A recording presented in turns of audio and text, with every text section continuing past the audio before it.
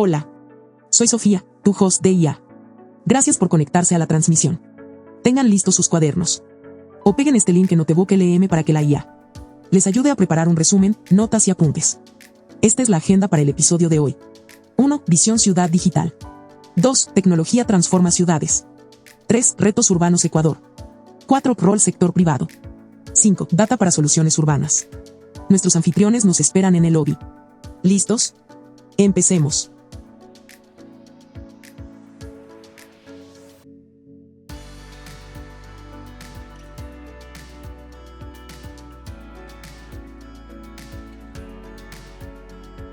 Hola, ¿cómo están? Bienvenidos. Esto es NT 593. Hoy vamos a hablar de urbanismo y su equivalente digital. Para esta conversación hemos invitado a un excelente arquitecto, se llama Esteban, y él justamente nos va a guiar qué es lo que está pasando, cómo lo está viendo, qué estás pensando en ellos y qué alternativas nos quieren plantar a las ciudades, a los empresarios y a todo lo que nos están viendo. Entonces, primero, Jaime, ¿cómo estás tú? Bienvenido. ¿Qué expectativas tienes para hoy? Bueno, la verdad que sumamente emocionado como siempre con todos los podcasts porque a la final tenemos expertos de primera línea y por otro lado tenemos temas que realmente necesitan ser conversados, ¿no? La parte relacionada con los sistemas de las ciudades en Ecuador, donde uno de los grandes retos de desarrollo viene a ser la planificación urbana. Entonces la verdad que estoy sumamente con ganas de comenzar el podcast y aprender de nuestro invitado. Esteban, ¿cómo estás tú? Bienvenido. Millón gracias por aceptar la invitación de un par de locos como Jaime y como yo, un espacio de negocios y tecnología, y combinarlo con tu experiencia de urbanismo. Entonces, cuéntanos un poco qué has hecho y por qué aceptaste esta conversación loca con nosotros. Gracias por crear ahora los tres chiflados. Creo que me acoplo muy bien al equipo. Me encanta que me hayan invitado. Les agradezco mucho. Creo que son temas que son relevantes hoy, pero especialmente son relevantes para el futuro de las ciudades. Entonces, aquí estoy para poder intercambiar ideas de lo análogo y de lo digital, de lo que es tangible y también de las cosas que no son tangibles, pero que afectan a la vida diaria. Es gracioso que use la palabra análogo y digital, y creo que sería bueno ponerle contexto para que cualquier persona que nos está viendo pueda entender un poco por qué lo estamos haciendo. Entonces, creo que lo primero que vivimos todos es el tráfico. Y el tráfico, tanto en Quito, Guayaquil o en la mayor parte del Ecuador, se está convirtiendo en un problema muy, muy serio. ¿Cómo el urbanismo digitalmente puede ayudar a mejorar un poco el tráfico? Y comparamos después qué es lo que estamos haciendo en los Estados Unidos también. Verás, si vamos a hablar de tecnología, yo puedo dar un punto de vista como arquitecto que se dedica a su ejercicio profesional y que trabaja aún con mortero y con ladrillos. Sin embargo, tengo mi opinión y sé que Jaime y que tú van a poder elaborar sobre lo que yo pueda poner sobre la mesa. Lógicamente, hay que pensar que los problemas de las ciudades en un país no son extrapolables a los de otro país o de otra ciudad, pero hay muchísimo que aprender del primer mundo. Yo pensaría que ciudades como Singapur o ciudades coreanas, no se diga, bueno, el Japón quizás está un poco más, es más burocrático y más lento en adoptar estas cosas, se ha vuelto, pero el tener información y conexión con los sistemas de manejo de tráfico urbano a través de plataformas satelitales, de data, de entendimiento del comportamiento, del movimiento de otras ciudades es fundamental. Pero no hay que olvidarse que, como dije hace un momento, yo aplicaría un término que siempre formó parte de mi formación, que es la casuística. La casuística es un término acuñado por los jesuitas, pero básicamente es que cada problema tiene que ser atendido para una solución específica. Y a veces los municipios o las ciudades tienen visión de túnel o solamente usan casos de estudio pasados. A veces coges un caso de una ciudad de 15 minutos en Barcelona y quieres repetirlo en Quito o en Cuenca. Y si bien puede ser un caso de estudio, no debería ser más que eso, porque las cosas hay que adaptarlas a las condiciones específicas. Ahora, temas de tecnología, como mencioné, el tema del control de tráfico vehicular absolutamente necesita de la tecnología, sobre todo por buscar eficiencia. Pensemos que hay sistemas también de transporte público que son ejemplares. Me vuelvo a repetir al Japón. En el Japón, si existe un retraso de 1 minuto de un tren, el conductor sale a pedir disculpas. Y todo está conectado con una red de una altísima complejidad y todo está conectado de manera digital. Si hablamos ya de lo análogo, bueno, el Ecuador aún está en ese punto, Pero si vamos a planificación urbana, se puede creer que la ciudad debería, en los hipercentros o en las zonas más densas, buscar maneras en que el vehículo comience a pasar a un segundo plano, como pasa en cualquier ciudad del primer mundo. Y las plataformas de transporte público no son una sola solución, tienen que ser multimodales y entender la velocidad del movimiento del peatón, la velocidad del movimiento del transporte público, ya sea ferroviario o sea en bicicleta. Nuevamente volvemos a lo análogo, a lo mecánico, y finalmente viene el componente digital y la inteligencia artificial, de cómo puede realmente hacer más eficientes las cosas, hacer que la intervención del ser humano, que es mucho más proclive a los errores, ¿no es cierto?, y al desorden, que es una de las características ecuatorianas, puedan ser mitigadas a través de estas plataformas. Seguimos conversando un poco análogo digital, Jaime, para poder primero establecer bien la diferencia y luego dar los siguientes pasos. Una de mis películas que me gustan mucho fue Minority Report. Y si te acuerdas, los autos iban a una velocidad increíble, se cruzaban por todas las formas y ninguno chocaba con el otro. Y lo podían hacer porque estaban controlados por computadoras. Estamos muy lejos de aquello, pero tal vez lo más cercano es lo que hacen los Teslas, los autos. Manejan solos, en calles solos, de punto A a punto B. ¿Cómo visualizas tú cuando tú y yo hablamos con dueños de empresas, cuando hablamos de cierto nivel de automatización de sistemas, cuando les comenzamos a hablar ahora, hey, automatiza tu logística? ¿Qué te han dicho? ¿Qué han pensado? ¿Qué tienen en mente justamente comenzando a hablar de este análogo digital? El tema básicamente que estamos conversando de la parte análica digital en lo que viene a ser la parte de ciudades, yo creo que hay que referirse muchísimo a la parte de ciudades en movimiento, que es un ranking internacional, donde habla justamente de alternativas relacionadas con lo que estamos conversando. En este indicador como tal, estamos en el puesto 130 de 180 ciudades, en el caso de Quito, y en el caso de Guayaquil, 131 de 180 ciudades. Yo creo que ahí viene a ser un tema interesante el que estamos conversando, donde hay la oportunidad de sensorizar a la ciudad para realmente poder tener alternativas como lo que estamos conversando con Esteban. Hay una metodología que es la famosa cartografía dinámica, donde básicamente se mezclan temas relacionados con cámaras, drones, sensorización, el tema satelital, para que justamente en tiempo real ver hacia dónde se dirige una ciudad. Y en ese sentido tener alternativas como por ejemplo la mejora del tráfico. Y en la parte de mejora del tráfico hay un indicador, porque en este podcast siempre hablamos de desarrollo económico, que es el tiempo que realmente una persona, entre comillas, desperdicia en lo que viene a ser la parte de traslados. Y en el caso realmente de Ecuador es un tema bastante dramático, ¿no? Yo te diría que es uno de los grandes retos, ¿no? ¿Cómo mejoramos la productividad general? Pues uno de los temas vendría a ser cómo nos podemos movilizar de forma más adecuada y de forma más rápida. Y en ese sentido estamos realmente alrededor de 4 horas al día en lo que viene a ser la parte de movilización. Y no digo solo en lo que viene a ser trayectos en temas públicos, sino también en transporte privado. Entonces algo habrá que hacer, porque si tú multiplicas las horas que realmente pasamos sentados en un vehículo o en un bus, multiplicado por los costos de tiempo muerto, multiplicado por los costos de subsidios en algunos combustibles que aún existen, multiplicado por lo que viene a ser la parte de temas de tiempo que no se utiliza, pues realmente estamos teniendo una pérdida gigante. Entonces yo creo que uno de los grandes retos viene a ser la parte relacionada con movilización, claro que sí, con la sensorización, con cartografía dinámica como estamos conversando, y sobre todo el uso intensivo de tecnología. Lo que tú comentabas de esta película Minority Report, yo no lo veo tan lejos, sobre todo porque tenemos ciudades como Quito o Guayaquil, que parecería que se extienden de forma, hablemos, errática, pero que tienen oportunidades para apostar justamente en temas de desarrollo en lo que ya existe. En el caso de Quito, y eso creo que Esteban nos va a comentar un poquito también, hay demasiada infraestructura desperdiciada. Y lo que hace básicamente la ciudad es irse realmente hacia otras áreas.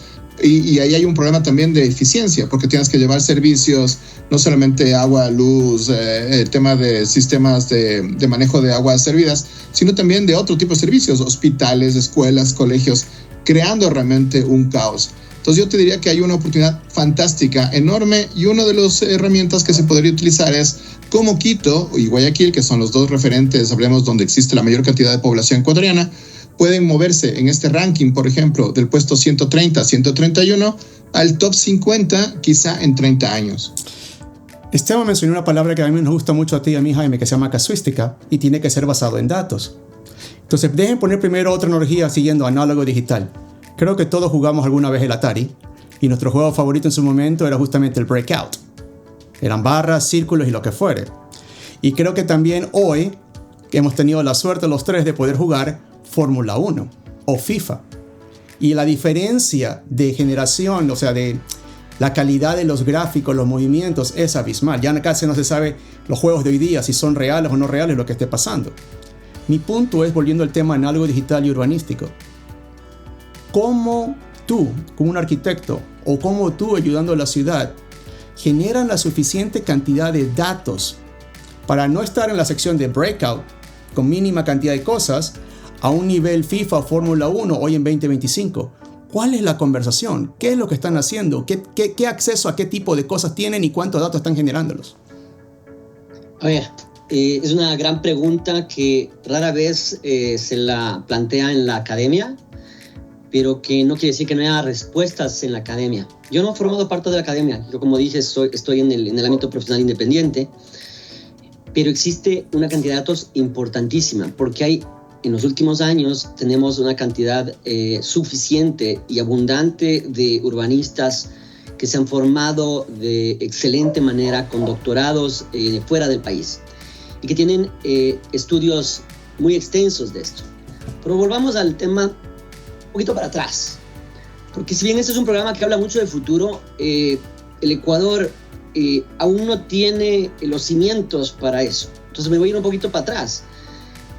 La institucionalidad está completamente desmoronada. Entonces, ¿de qué me sirve la data si no hay quien la interprete? Como todo, tú puedes tener toda la data del mundo, y si no hay entendimiento y interpretación de la data enfocada a solucionar problemas tangibles, reales, pragmáticos, la data no sirve de nada. Y sí existe la data, no te puedo decir con exactitud, pero es una cosa que la dejas en mi mente y voy a investigarla, porque ahora que estoy muy involucrado en temas de ciudad y tengo mucha gente que está en esto, ha hecho estudios profundísimos del tema. El tema es que terminan en oídos sordos, porque cuando tú no tienes institucionalidad, o cuando tienes, en el caso de Quito, una ausencia de liderazgo o una intermitencia de alcaldías, que a veces no terminan ni su mandato, es lo mismo que nada. Porque todo lo que se pueda hacer con la mejor de las voluntades, toda la tecnología que se puede implementar, termina siendo secuestrada por intereses ya sea políticos o sea a veces también privados. Y no es que la empresa privada sea mala, por el contrario, yo soy completamente pro empresa privada.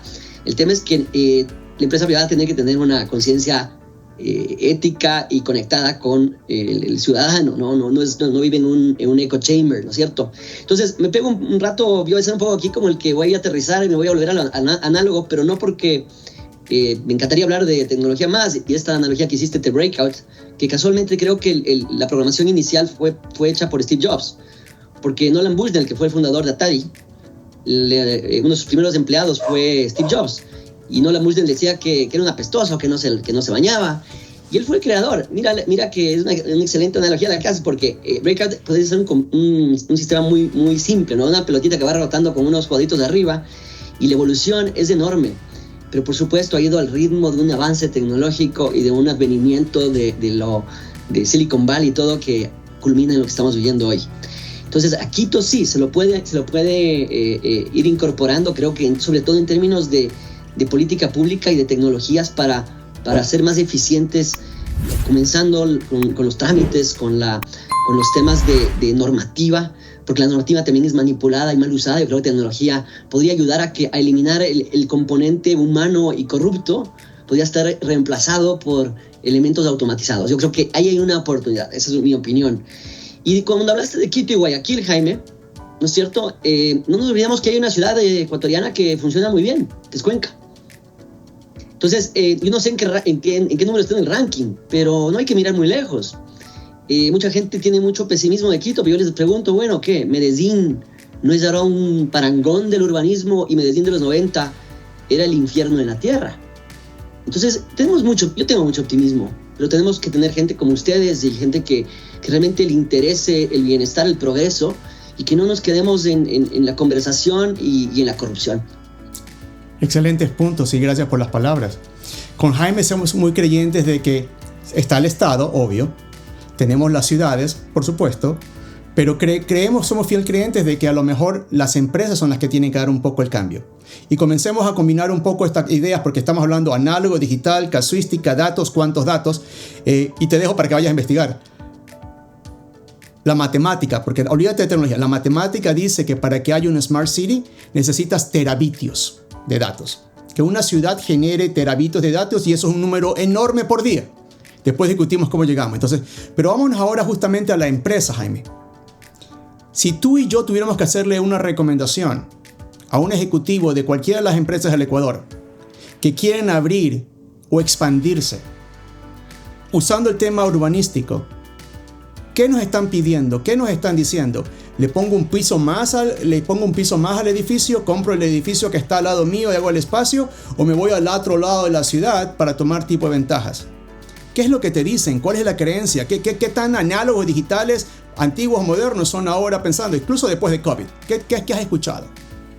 Bueno, yo creo que hay que referirse justamente a los indicadores de eficiencia ciudad, ¿no? Nuevamente, si tú ves este indicador Ciudades en Movimiento a nivel privado, parecería que Quito realmente está con 3 retos fundamentales. El primero viene a ser el uso de tecnología en lo que viene a ser la parte de la economía, y eso quiere decir el uso de tecnología en el sector privado también. Y eso se corrobora, por ejemplo, en el otro indicador de tecnología a nivel país, que es el Network Readiness Index, que en ese indicador te dice que el sector privado utiliza realmente muy poco la tecnología, y si es que la utiliza, la está utilizando, hablemos de una manera un poco menor a las oportunidades que esta tiene. Un ejemplo de eso es, por ejemplo, grandes organizaciones que tienen un gran ERP, por ejemplo, tipo SAP, pero realmente utilizan quizá un 5% de esta alternativa. O, por ejemplo, lo que estamos viviendo en este momento, inteligencia artificial. ¿Cuántas empresas realmente de forma contundente y de forma seria la están utilizando en el sector privado? Entonces yo diría que Quito, según el indicador, tiene este reto de tecnología. El número 2 viene a ser el tema de reto de internacionalización. ¿Qué tan cosmopolitan realmente es la ciudad? ¿Qué tan abierta, hablemos de los nuevos cambios culturales, laborales, tecnológicos, realmente está la ciudad de Quito? Un tema, por ejemplo, en ese sentido es el retroceso que hemos tenido en el tema de teletrabajo. En el COVID se dio realmente alternativas sumamente positivas, demostrando que la ciudad, por ejemplo, podía estar en modo digital en gran parte.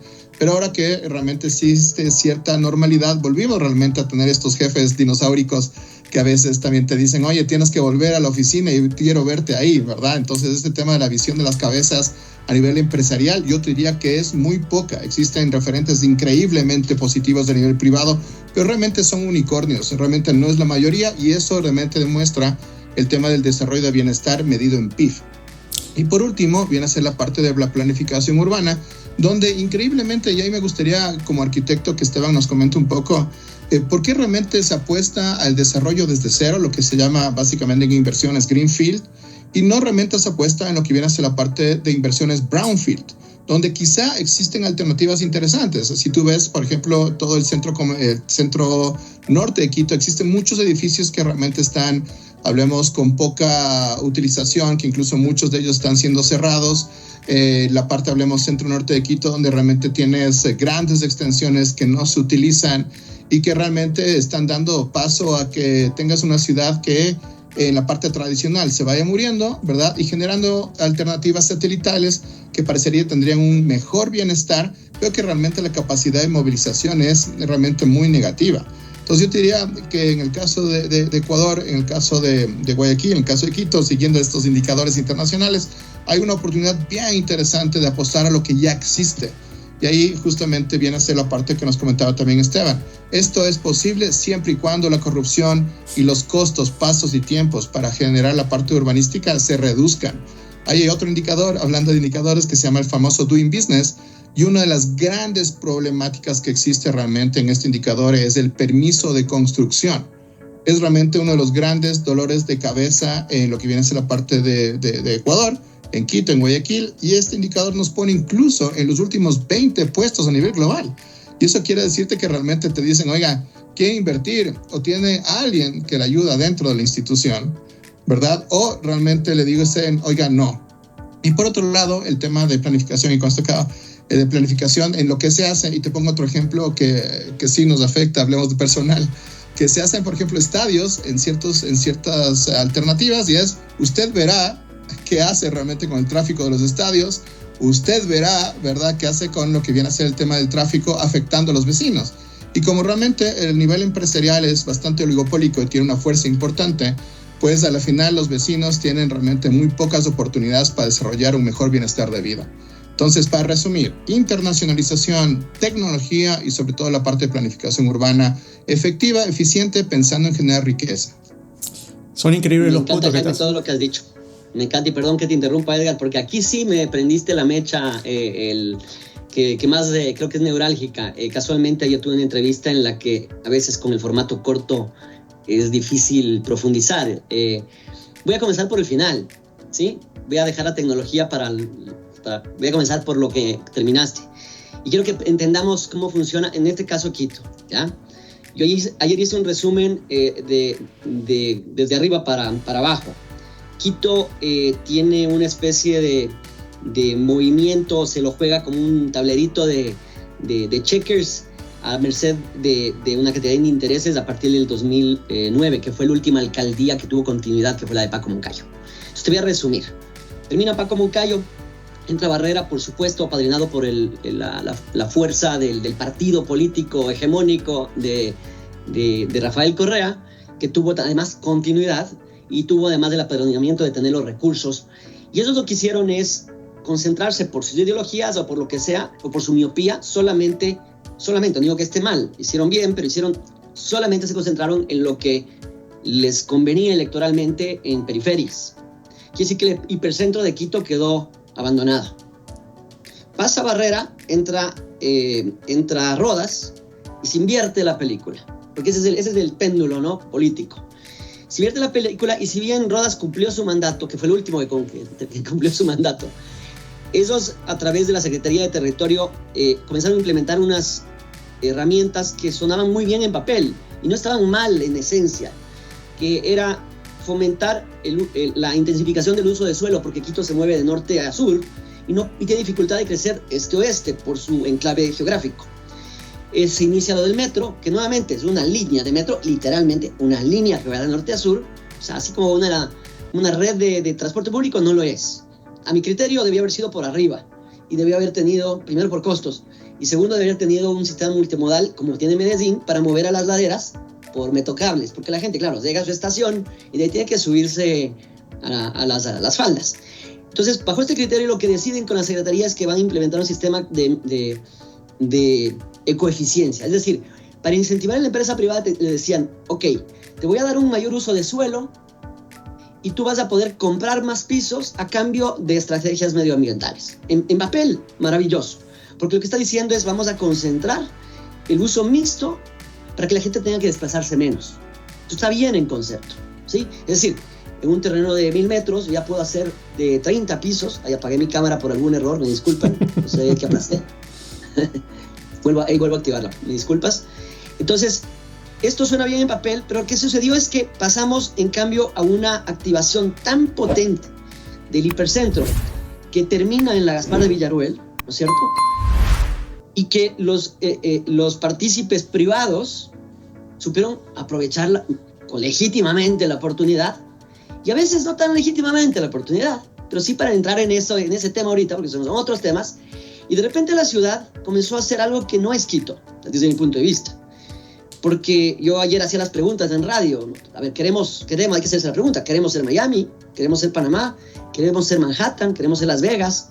Quito tiene unas condiciones únicas, especiales que las en Quito. Entonces, cuando se viene el hipercentro y se dispara para arriba, se crea un vaciamiento, porque la 10 de agosto queda vacía, se vuelve una ciudad fantasma. Es una avenida de 12 kilómetros y desde, como digo yo, donde se acaba el hipercentro hacia el sur, que ya conecta con el centro patrimonial, es realmente una cosa desolada, post-apocalíptica. La Mariscal, tradicionalmente llena de patrimonio, llena de vida, abandonada. Eso es un lugar para mear y para prostitutas. Sí, básicamente. Y toda esa vida que en algún momento la Force tuvo, desapareció. Entonces mucha gente puede decir, es por inseguridad, ¿no? ¿Qué es el primero, huevo o la gallina? Y como todo, los problemas no son de una sola raíz. Entonces, se abandonó la 10 de agosto, se abandonó la Mariscal, toda la Amazonas quedó en nada. El Parque Bicentenario, que fue un proyecto que podía haber sido el Central Park de Quito, no dispara. Tenemos la Plaza de Toros que mencionaron ahí, que es de propiedad privada, pero que hay rumores de que se quiere derrocar. Hay el otro peón que está jugándose, que es del Estadio Olímpico de Atahualpa, que remata las Naciones Unidas, que es la avenida más importante y consolidada, no solo de Quito, yo diría que del país. En términos urbanísticos, lo tiene todo. Densidad, uso mixto. Tú podrías, si vives en esa zona, no tener un vehículo, ¿sí? Y eso es una buena señal. Y fue parte un poco de esta densificación, pero los efectos de esta planificación, nuevamente, unidimensional, creó otros problemas de vaciamiento social, de deterioro del tejido urbano. Entonces, comienzo por el final. Ahí las preguntas son, ok, ¿cómo la empresa privada, que es donde comenzamos, para mí eso es clave?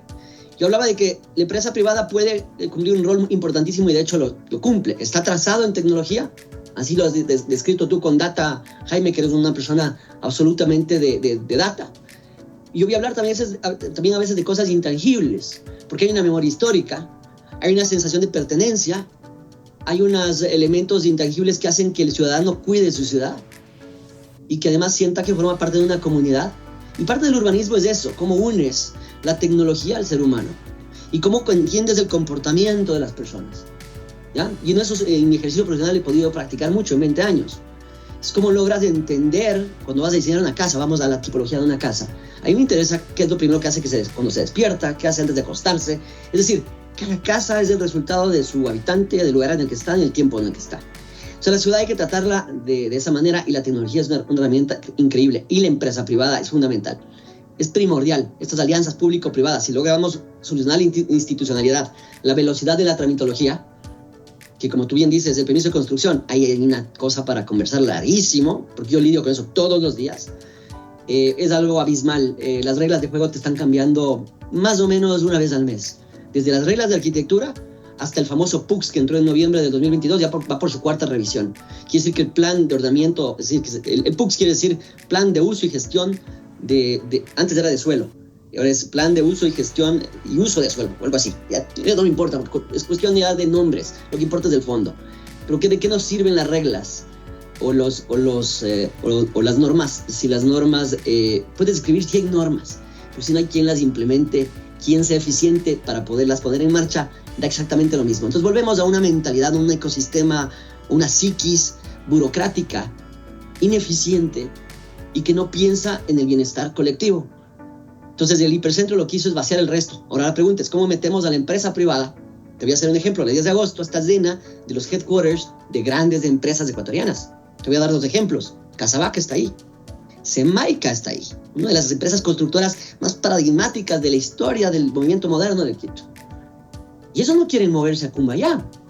A Cumbayá no estamos repitiendo los mismos errores de Quito, pero destruyendo el enclave geográfico de Cumbayá. Y estas empresas, al no querer moverse, hay que incorporarlas para, en vez de estar derrocando edificios que a veces tienen este componente intangible de memoria, de historia, de barrio, ¿no es cierto?, de cómo la gente intercambia, cómo se une la tecnología y los intereses del mercado, porque los números son los números, ¿ya? Y cómo ese valor del suelo, que al haber bajado puede ser potencializado ya no en vertical. ¿Por qué no pensar ahora en horizontal? ¿Por qué no pensar que estas empresas que les va a costar más vender su inmueble, pasear más la ciudad, moverse a Cumbayá y construir un nuevo edificio, revitalizar horizontalmente ciertos tramos de 100 metros, de 200 metros, con incentivos tributarios, tecnológicos, para que se queden donde están y ciertas partes de la ciudad, en vez de derrocarlas, con menor costo, se renueven y generen vida pública y se conecten a la masa de transporte público que ya existe? Entonces, con eso te dejo, comienzo un poco más por la parte ciudad y tú vas a poder, con lo que yo te digo, ir pensando en las posibilidades de cómo empresa privada, empresa pública y especialmente el bienestar de los ciudadanos como norte final son favorecidos por la tecnología, ¿ya? O sea, siempre, como todo tiene que tener un objetivo. La data por sí sola, si no es bien interpretada, bien aplicada y como hablábamos de casuística, de hacer las cosas ad hoc, eso es lo que me interesaría a mí implementar en ciertos fraccionamientos o polígonos de la ciudad de Quito o cualquier ciudad en el país. Déjame agregar una palabra más a todas las que venimos usando. y la usamos mucho en castellano y la hemos usado históricamente bastante, pero creo que se malinterpretó con el tiempo. Polo de desarrollo. Polo de desarrollo siempre significó algo que tiene gran peso y que genera un ecosistema alrededor. La pregunta, volvemos a lo mismo: ¿el Estado, la ciudad o la empresa?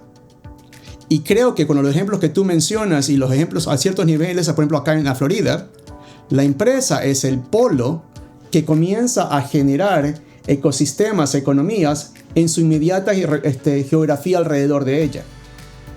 Un ejemplo: las ciudades están de alguna manera con un presupuesto bastante limitados. Con lo que sabemos que pasa hoy día, agua, luz, teléfono y otros tipos de recursos son vitales, porque lo necesitamos ahora incluso como ciudadanos, pero sin embargo, dado que la ciudad no puede hacer las inversiones, ¿por qué no, a través de tributos especiales, le decimos a las empresas: ustedes den el internet a 5 kilómetros alrededor suyo? Ustedes den luz a través de paneles solares a todos los que están acá alrededor. Ustedes traten de contratar gente alrededor suyo, capacítenlos para que no estén cruzando de un lado al otro de la ciudad. Y que justamente ese polo en el que están, desde el más pequeño, 5, 6, 7 años, aspira algún día a ser: yo quiero trabajar en esa empresa porque cuida a mi familia y le da de comer. Eso creo que sería muy interesante. Acá en la Florida lo que estamos haciendo es eso con las empresas. Para los pocos que conocen la Florida, Miami-Dade es una ciudad, Broward es otro condado, son 10 minutos separados, pero lo que se acostumbra mucho en Broward es decirle a las empresas de Miami: vente a este lado y te doy tributos especiales por los siguientes 5 o 10 años, levanta edificios para los que vivimos en Broward, no tengamos que ir a Miami-Dade y comenzamos a evitar un poco el tráfico como tal. Jaime, insisto, volvamos a traer la pregunta: si tenemos que ir y hablar con un ejecutivo de una compañía y decirle: el siguiente campus tienes que abrirlo en el polo opuesto a la ciudad, las 5 razones, ¿qué te dicen ellos? ¿Estamos locos o le comienzan a hacer las preguntas correctas? Yo diría que más bien antes de tomar la decisión, ellos te van a decir: bueno, ¿por qué debería realmente ser la inversión como tal, ¿no? Entonces, claro, ahí viene a ser el gran reto de Quito, de Guayaquil, de las ciudades. Yo creo que Cuenca es una de esas ciudades que no podemos conversar en este momento porque yo te diría que está fuera del rango. La verdad que ahí sí Azuay ha hecho cosas magníficas porque hay un entendimiento de apropiación por parte de los ciudadanos, de las empresas. O sea, yo te diría que Cuenca ha hecho las cosas sumamente bien. De hecho, hace 2 días salió el nuevo indicador de seguridad e imagínate que Cuenca sale el número 2 del planeta, ¿no? En un país donde tienes el mayor indicador de violencia, hablemos de la región, una ciudad dentro de este parámetro de violencia sale número 2. Y ahí posiblemente sea el tema del efecto priming, ¿no? Que ahí me voy por la parte de este gran alcalde de esta ciudad, de un país que no es muy conocido, que es Tirana en Albania, donde básicamente tenían el mismo problema, ¿no? O sea, la mafia albanesa, ¿no? Decía: mira, ¿cómo realmente puedo mejorar la seguridad en esta ciudad? Y este alcalde lo que hizo es el efecto priming. El efecto priming es básicamente limpiar la ciudad, adecuar la ciudad, poner más medio ambiente en la ciudad. Y claro, ¿no? La lógica de la delincuencia fue: oye, una ciudad que parece que tiene a alguien en control, que parece que está sumamente limpia, que los servicios funcionan, entonces debe ser una ciudad segura. E increíblemente, sin poner más dinero en policías y militares, sin poner realmente el tema de unas leyes draconianas que posiblemente vamos a vivir en los próximos meses y años en Ecuador, pues está funcionando. Y este alcalde realmente fue reconocido a nivel global y posiblemente se pueda hacer aquí en Ecuador. Yo te diría que algo que sí me parece un poco de retroceso es pensar que, por ejemplo, las inversiones se deberían hacer en la parte de Greenfield con todo lo que realmente estamos hablando, o sea, hacer cosas nuevas en lugares que realmente ya podrían optimizarse. Creo que es una de las grandes oportunidades de Quito, pero para eso necesitamos tener un medio ambiente de negocios adecuado, pero eso tomará algún tiempo. El efecto priming podría ser un tema relacionado un poco más cerca para que estos temas sucedan. Y un tema que me parece sumamente interesante viene a ser la parte de generar un nuevo sector, en cambio, para la parte de empleabilidad. Quito, al igual que Guayaquil, al igual que el país, está subiendo mucho desempleo. Entonces, también puedes tener una ciudad hermosa, muy bonita, pero si no realmente tienes dinero, muy probablemente haya cierta capa de la población que por necesidades tenga que delinquir. Y por más valores que tengas, en algún momento, si es que la economía realmente te va estrangulando, o migras o delinques. Entonces, es un tema realmente muy, muy problemático. Y ahí viene a ser algo que quizá tú lo conoces de forma bastante interesante, Edgar, que es la ciudad de Osceola. La ciudad de Osceola en Miami, ¿verdad? Está al lado de los parques temáticos y ellos se plantearon, oye, parecería que este es un sector turístico, sí, de alta empleabilidad, pero de bajo realmente dinero para los salarios. Y se plantearon en convertir una nueva alternativa que es el desarrollo de microchips y el tema relacionado con que Osceola sea la ciudad de generación realmente de alta tecnología. En el caso de Quito, tenemos muy interesantes universidades, muy alternativas, y Quito y el país tenemos muy buenas universidades, tenemos muy buena conectividad en el sentido del tamaño de la empresa, del tamaño de las ciudades, que nos permiten tener fibra óptica de última milla. Ojalá tengamos posibilidades de tener constante electricidad para generar, por ejemplo, la parte de KPOs, BPOs e ITOs, que básicamente son alternativas de exportación de servicios, como realmente alternativas de generación de empleo en las ciudades, o lo que viene a ser la parte de generación de empleo en Ecuador. Y eso es posible, porque hemos demostrado realmente que tenemos una muy buena materia prima a nivel talento humano. Tenemos universidades que realmente también demuestran que es posible entrenar de forma adecuada a los ciudadanos. Y si podamos dar el paso hacia adelante, de hacer estos efectos premium, de asegurar electricidad, sea en la microgeneración que tú mencionas, Edgar, o a nivel ciudades, ya no digo olvidándose el sector, hablemos nacional, pero las ciudades también deben tener una responsabilidad ahí de, oye, ¿cómo podemos generar electricidad para que realmente el sector, hablemos de ciudad, funcione? Y dando cierto orden para generar bienestar, creo que ahí tendríamos alternativas. Entonces, y lo voy resumiendo. Oportunidad de generar un nuevo sector económico en la ciudad. Número 2, creo que el efecto priming es posible. Es increíble cómo en esta época del año Quito cambia, los arupos comienzan a florecer y Quito se hace rosado. Qué increíble sería que todo Quito tenga esta alternativa igual que se hace en Tokio, en Japón, ¿verdad? Y quizá, ¿por qué no? Ultra ser una ciudad limpia, como es el caso de Cuenca, generando justamente ese sentimiento no solamente de percepción de seguridad, sino realmente de apropiación del espacio urbano. A todos los que nos están escuchando ahora quiero que cojan papel y pluma y para que anoten este nombre, y es un ejemplo de Brasil. Campinas. Queda aproximadamente a 2 horas de Sao Paulo, en la mitad de una montaña. No tiene aeropuerto, no tiene puertos, y no es que tenga carreteros especiales. Pero en los años inicio de los 60-70 decidieron crear una ciudad basada en universidades. Entonces todas las mejores universidades alrededor de Sao Paulo tienen un campus de desarrollo tecnológico en Campinas. Luego el gobierno decidió invitar a todas las compañías de tecnología, primero de hardware, a instalarse en Campinas, a montar centros de manufactura de chips y todo lo que sea de componentes tecnológicos para beneficiarse de las universidades y del talento de la universidad. Y luego todas las compañías de tecnología montamos una base alrededor de ellas. Y para cerrar el ciclo, el gobierno de Brasil decidió que no se podía vender nada tecnológico si no había un componente del 49% construido, desarrollado, manufacturado en el país. Si no pagabas una tarifa especial. Entonces todos corrimos, todos montamos, todos contratamos y todos teníamos un polo de desarrollo urbanístico basado en academia, pilotos y allá. Yo tenía que ir mucho a Brasil, llegaba a Sao Paulo y después tenía que coger un bus para poder irme hasta la oficina que tenía en Campinas, 2 horas más de viaje. Pero teníamos la oficina allá, teníamos los headquarters allá, nos evitábamos la locura de Sao Paulo y teníamos básicamente a los amigos y a los enemigos en la misma ciudad. Todos conversando, todos apoyando, todos creciendo. Pareciera ser que es un modelo más cercano al ecuatoriano. Hay universidades, las ciudades están saturadas, crear polos diferentes en puntos diferentes y para poder hacerlos. ¿Qué opinas tú, Esteban? ¿Te suena, no te suena, locura? No, absolutamente no tiene nada de locura. Creo que los ejemplos latinoamericanos son precisamente los que, como caso de estudio, tienen que ser más observados. No conocía del caso que acabas de mencionar, pero conozco de otros casos y hay muchas ciudades, incluso brasileras, que son ejemplos urbanísticos. Entonces, creo que este mix entre el incentivo a la empresa privada, como tú dijiste, el centro gravitacional, ¿en dónde está? Es en esta colaboración entre las entidades públicas que deben poner un paso al costado más como un ente que pone nada más las reglas y los incentivos para que la empresa privada encuentre razones tangibles de hacer lo suyo.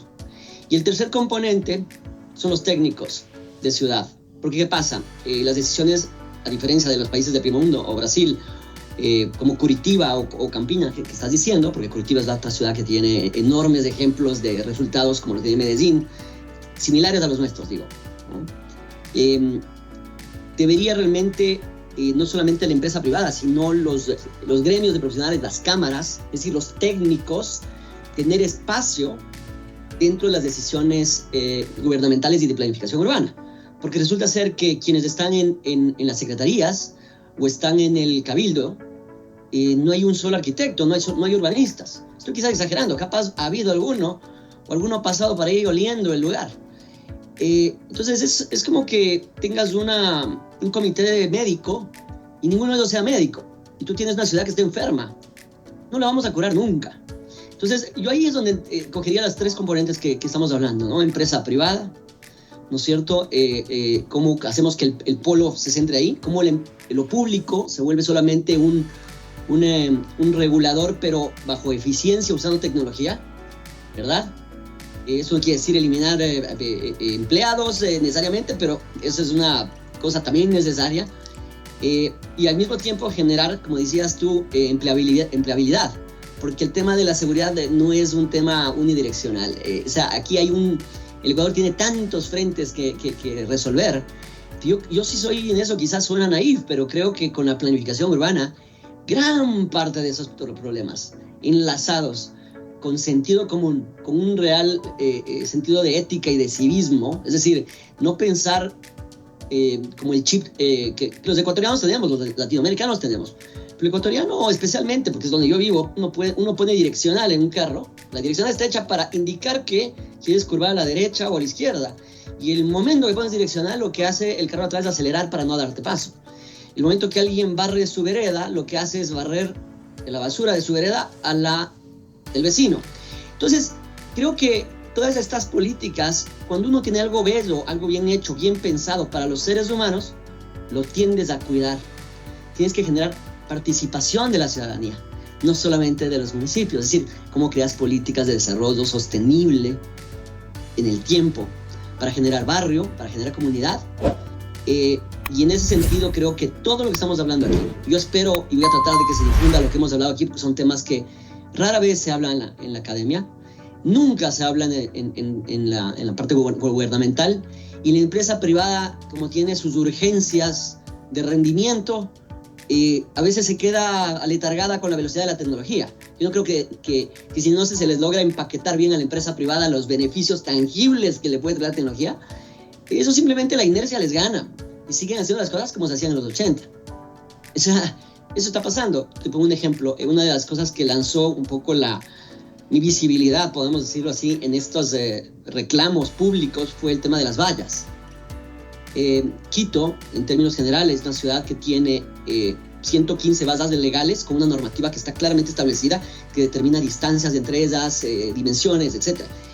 Y se está queriendo cambiar la norma. Nuevamente, pensamos que el tema está en la norma, cuando hay 900 vallas ilegales y hay una deuda de cerca de 30 millones del municipio.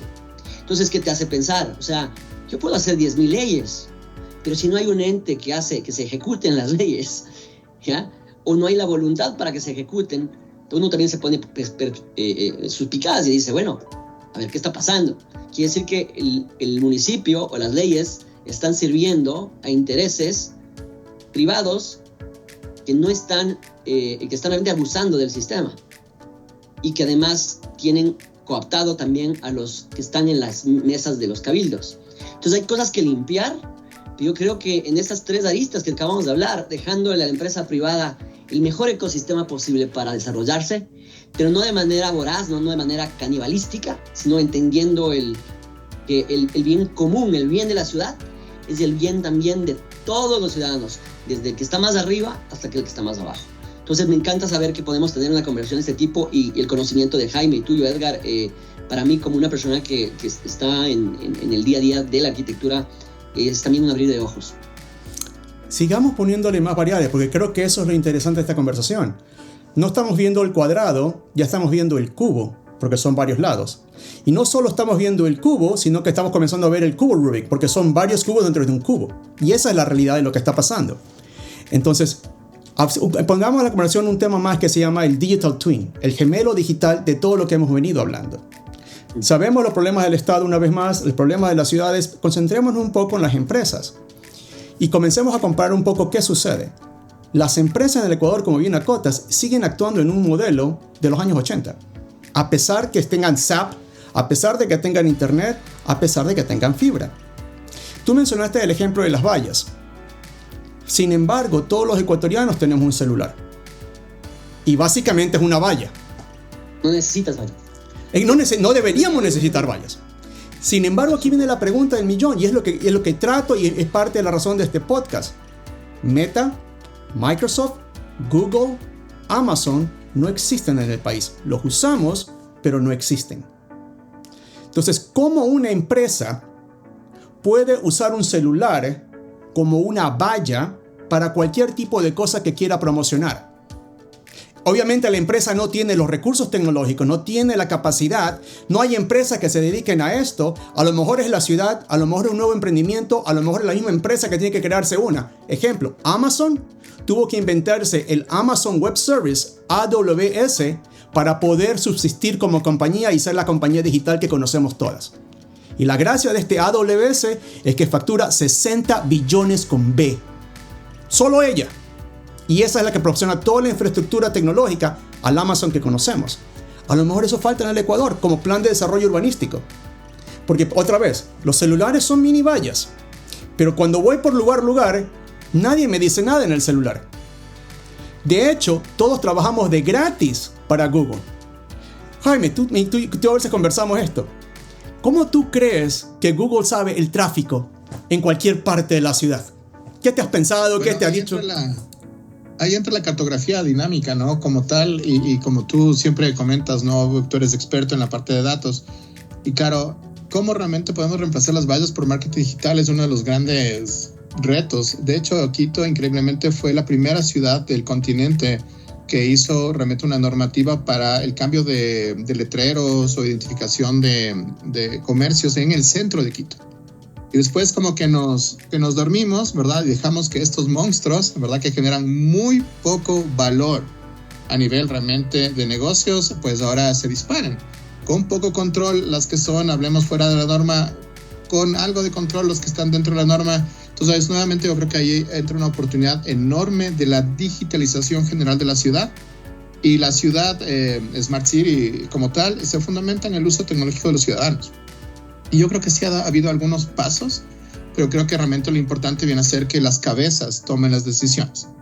En una sociedad vertical, porque Ecuador es vertical, de hecho, nuevamente pensando en indicadores, somos el segundo país más vertical de Latinoamérica después de Guatemala. Este indicador se llama el Culture Dimensions de Hofstede. Entonces, las decisiones, para bien o para mal, se toman a nivel vertical. Es decir, si la visión de gerentes, rectores, decanos, ministros, alcaldes, realmente no está seteado en las oportunidades urbanas y en las oportunidades tecnológicas, pues no se va a dar. Si tercerizas esto realmente a un nivel, hablemos medio, o incluso al segundo al mando, no se va a dar. Debe ser realmente los asesores realmente de estas decisiones los que realmente tomen estas oportunidades y que lo hagamos. De hecho, recuerdo una máxima, ¿no? En Japón que te dicen, el pez se pudre por la cabeza. Entonces es un tema realmente necesario y urgente que también la gente esté en onda tecnología y en onda oportunidades, pero al máximo nivel. Si la gente en el máximo nivel no tiene la visión y realmente entra esta frase que la detesto, que es estoy peleado con la tecnología, pues básicamente no vamos a avanzar. Y eso tú y yo, Edgar, sí lo vivimos todo el tiempo. Gente con capacidad de decisión pública y privada tienen dudas sobre el uso de la tecnología.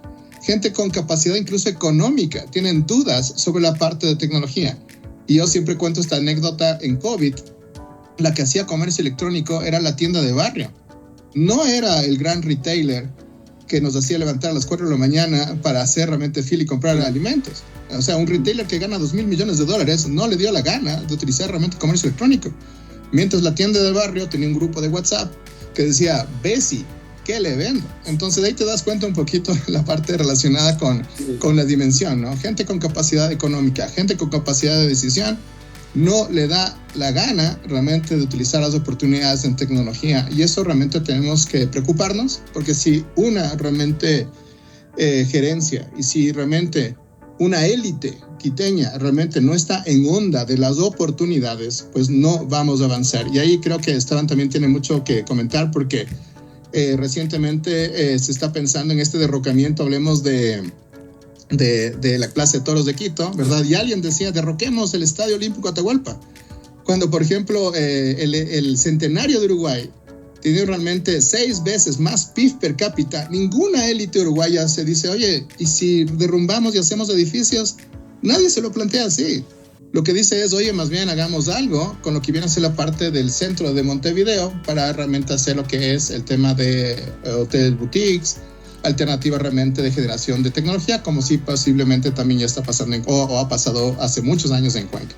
Entonces yo te diría, el mensaje para las élites de Quito, de Guayaquil, de Ecuador: pónganse en modo oportunidades y no en modo de depredación, que mucho de lo que viene a ser la parte de ciudades sí está pasando. Déjame hacer 2 cambios aquí. Primero, un desafío a todos los que nos están viendo y también a ustedes dos.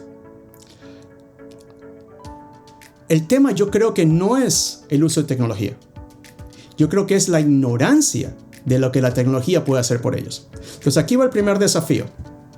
Hay una herramienta que es gratis. Se llama speedtest.net. Aquí va a estar el link. El desafío es el siguiente.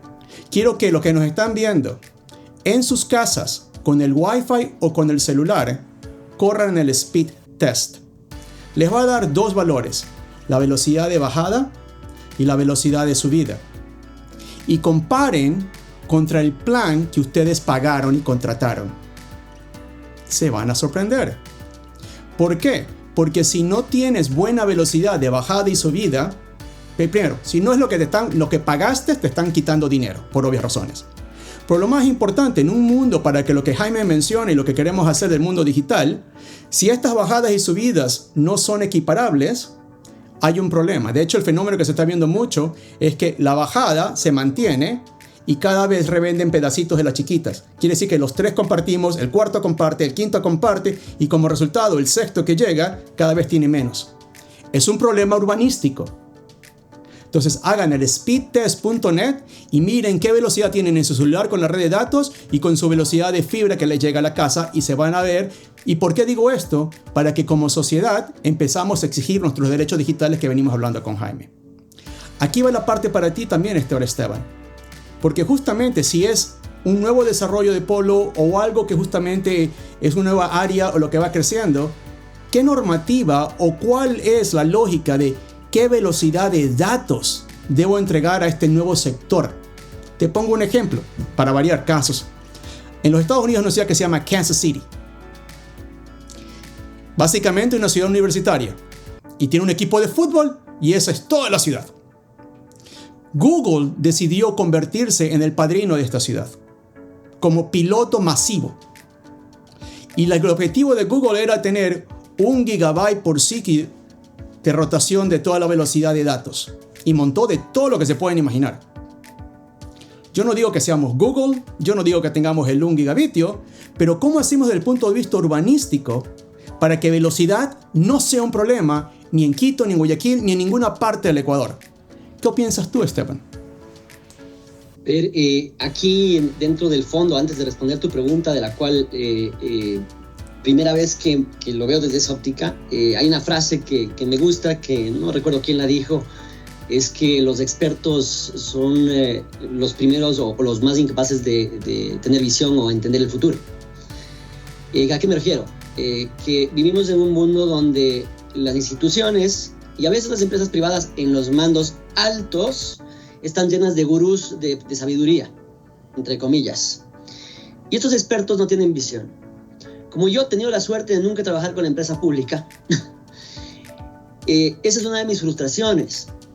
Es que ejemplos como los de la Plaza de Toros, lo único que demuestran es precisamente que los expertos no tienen visión ni tienen idea de futuro.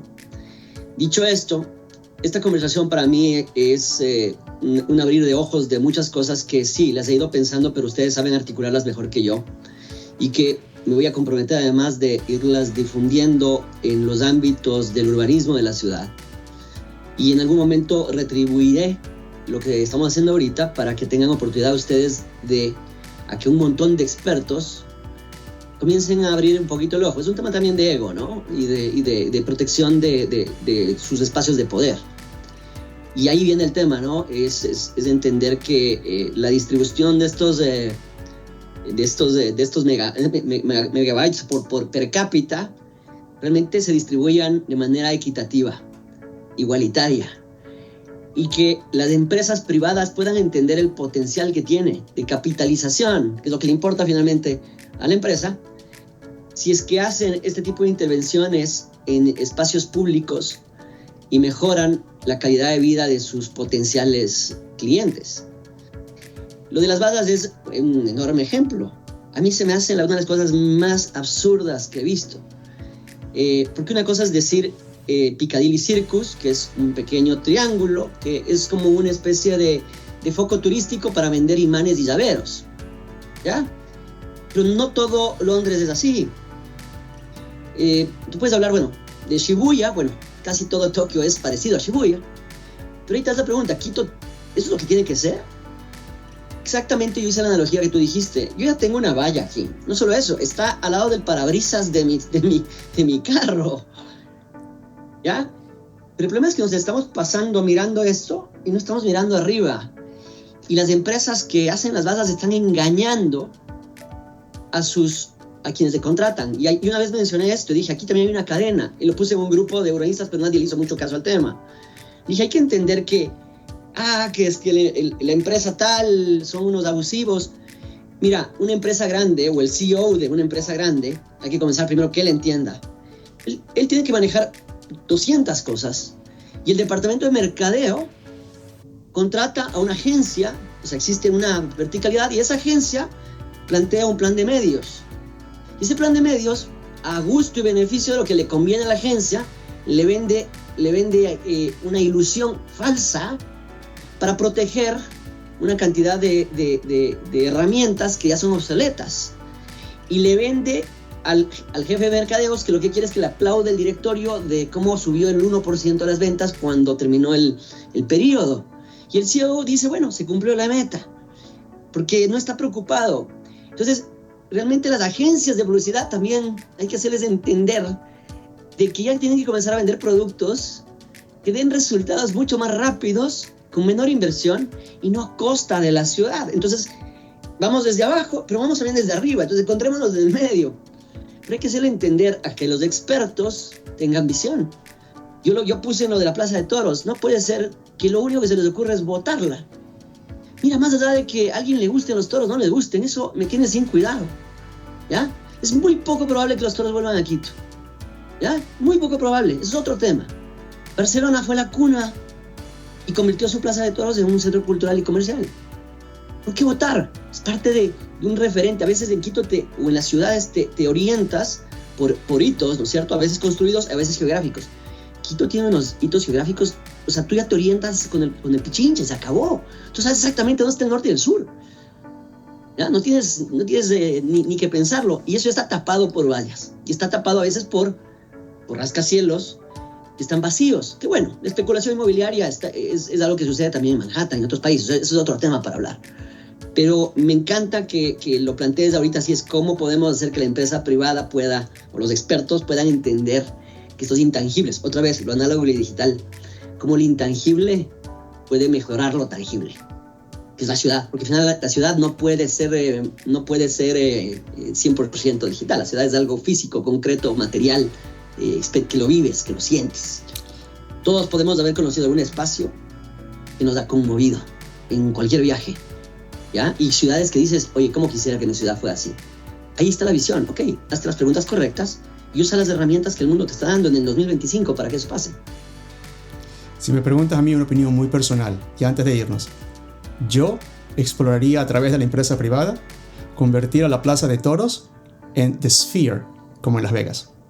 Es el lugar Ya escuché eso, alguien propuso. Es el lugar perfecto, es la forma perfecta, lo haría inmersivo, podemos discutirlo tecnológicamente hasta aburrirnos, pero eso es lo que yo opinaría. Jaime, antes de irnos, algunas palabras finales. Bueno, yo creo que hay que tener capacidad de soñar, pero también hacer que las cosas pasen, ¿no? Y Quito, Guayaquil, Cuenca, bueno, Cuenca es otro tema, y estas ciudades pequeñitas, ¿verdad?, que existen en Ecuador, que son extraordinarias, tienen oportunidades enormes para generar realmente bienestar y desarrollo. Imagínate, Edgar, y con eso ya nos vamos despidiendo. Turquía, que es la sexta economía del mundo, tenía dos caminos. Uno, esperar que un gobierno centralizado desarrolle a todo el país. Y opción dos, no, vamos realmente a nivel regional a hacer este desarrollo para que después exista convergencia. Yo creo que las ciudades son motores propios en sí mismos de desarrollo, y tenemos todas las habilidades, o el mundo actual tiene todas las habilidades, toda la tecnología y todas las oportunidades para hacer que las cosas pasen y que los ciudadanos de Ecuador tengan un mejor bienestar y una mejor calidad de vida. Lo único que necesitamos es tener una gran visión y hacer gente que realmente pueda realmente tener decisiones. Alguien en Seúl, cuando hablábamos sobre estos temas, decía: los grandes cambios no requieren miles de personas, requieren 2 o 3 personas que realmente tengan estas gran visiones y que hagan que las cosas pasen. Y eso se corrobora también en Latinoamérica. Hay un gran estudio que se llama el estudio de los 4, que son 4 economistas que plantean realmente un futuro de Latinoamérica en los años 60. No fueron miles de personas, no fueron grandes mesas temáticas, fueron un grupo de personas comprometidas con conocimiento que realmente dijeron: vamos a hacer que las cosas pasen. Esteban, algunas palabras finales antes de irnos.